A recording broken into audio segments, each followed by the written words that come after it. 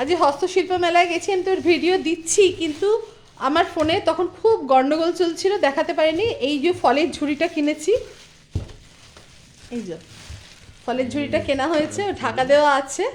এটা দাম চেয়েছিল 150 টাকা, দিয়েছি 100 টাকা, মানে 100 টাকা দিয়ে দিয়েছি। তারপর এটা খোলো, এটা খোলো, এই পাশেরটা।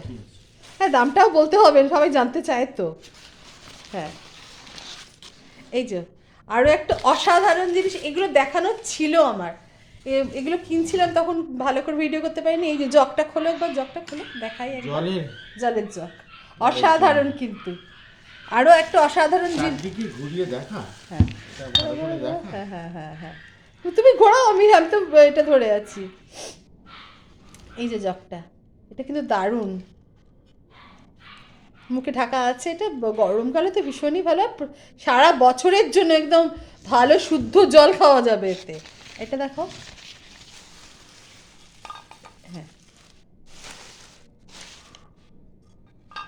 এই প্রদীপ, প্রদীপটা রাখো এখানটা, এটা হ্যাঁ, যাতে প্রদীপটা ঝোলানো যায় আর নিবেও না যায়, তার জন্য এই প্রদীপ মানে ঢাকার ব্যবস্থা, এটা অসাধারণ কিন্তু। আর কিনেছি, দেখো এটা গয়নাবড়িগুলো, গয়নাবড়িগুলো কিনেছি 10খানা আছে, কিন্তু এমন এদের চাপে ব্যাগে করে এনেছি, গুঁড়ো গুঁড়ো হয়ে গেছে। এইগুলোই কিনেছি। ওকে, থ্যাংক ইউ।